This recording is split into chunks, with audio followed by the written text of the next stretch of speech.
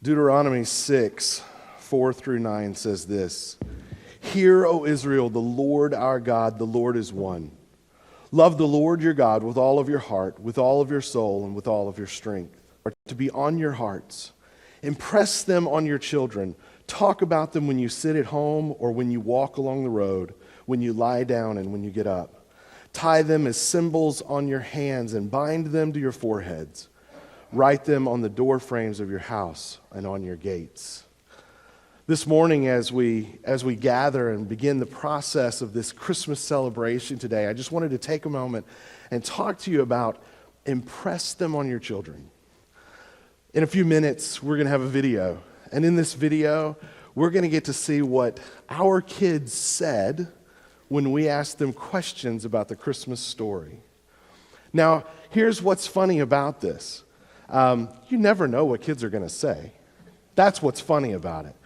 But the cool thing is when we talk and when we make the Christmas story, when we make Jesus, when we make God a part of our household conversation, you would be absolutely impressed as to what the kids will pick up. Now, there will be things that will be important to you that they will not know. They won't catch it, they won't get it, and you might just be embarrassed at what they say. You know, I don't know if there were snakes in the manger scene, but that's an answer to one of the questions. You know, we don't know. Spiders, maybe. You know, it was an old barn, or at least that's our perception of it, right? But what they get as right is they get the core essence of the story.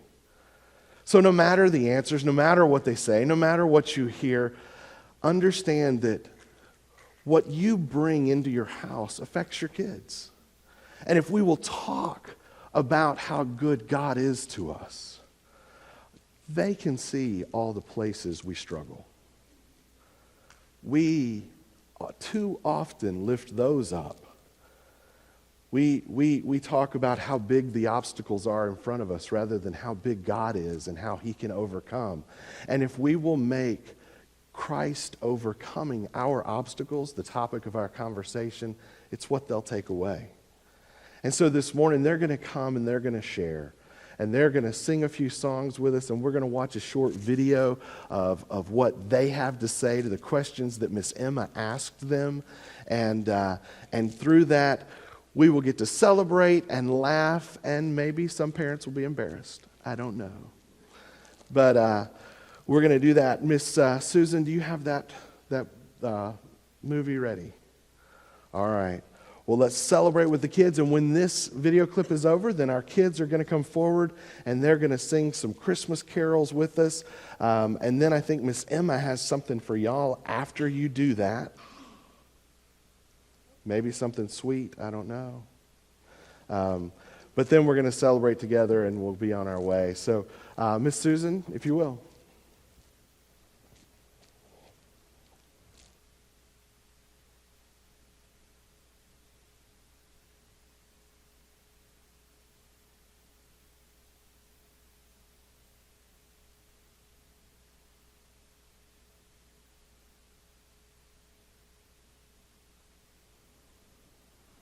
Technical difficulties abound.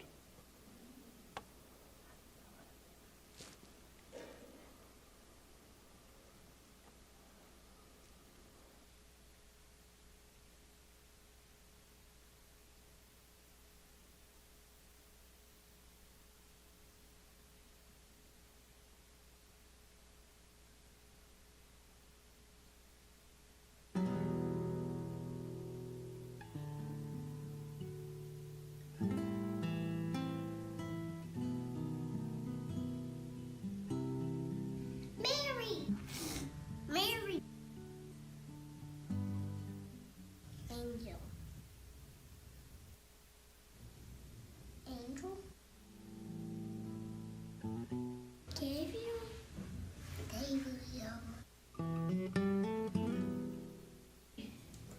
Never not be afraid. You're gonna have a baby. So you name him Jesus.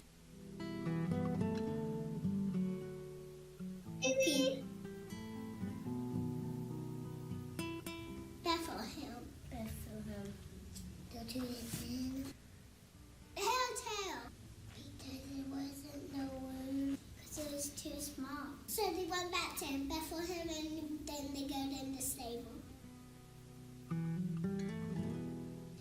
Deer, tiger, snake, tiger, lions, and knights.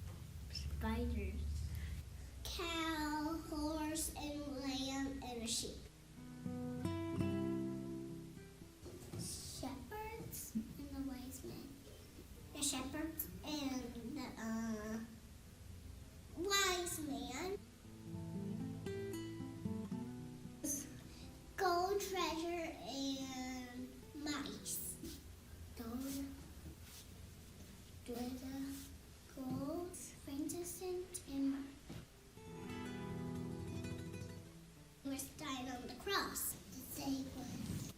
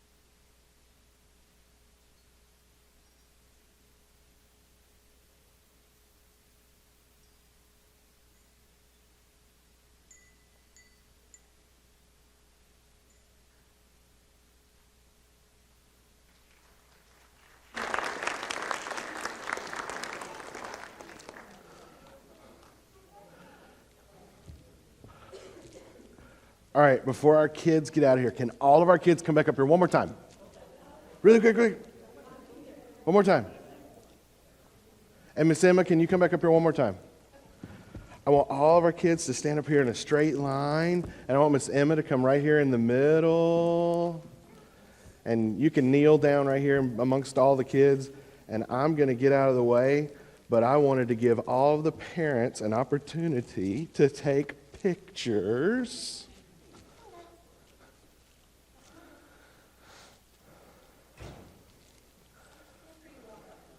Yeah, you can walk up. That's fine.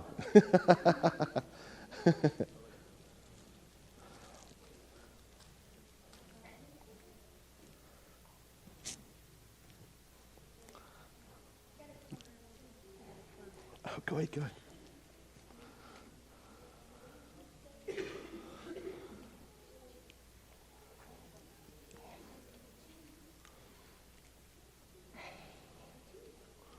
All right, now do a funny face picture for everybody. Did I make a funny face? No funny faces?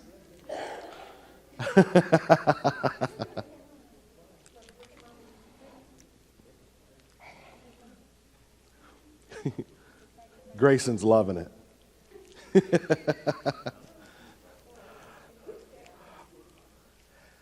And I think our kids deserve an awesome ovation for their great job. Now you can go back and have a seat with your mom and dad, your folks, chill out.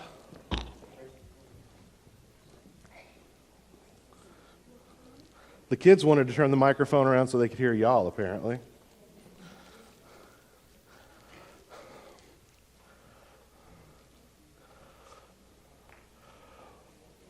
Well, guys, their telling of the story is something that should make us proud. Their ability to hear and listen and understand what we have given them throughout their life, what they have learned here in church.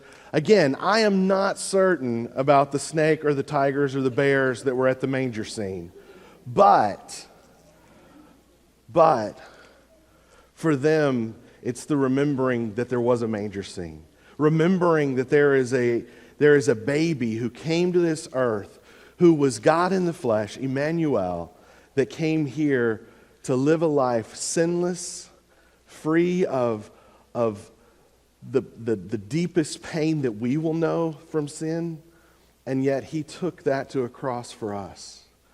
And that is the beauty of Christmas. And I hope that while today in itself is rather short, today is a celebration of our kids and a celebration of the hard work that they have done, but that this week, in the next 10 days, that as you get together, if your life is like mine, if you've already been to 3 Christmas parties and you have 6 ahead of you, if you walk into different places and you're like, oh, not another, remember this story.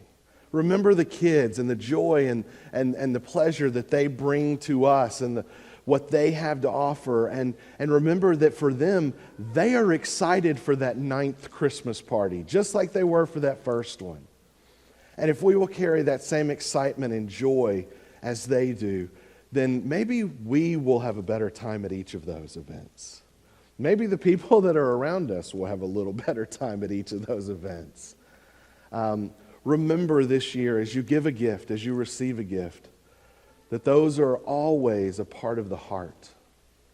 That is a part of the beauty of reminiscing and recreating what God did for us.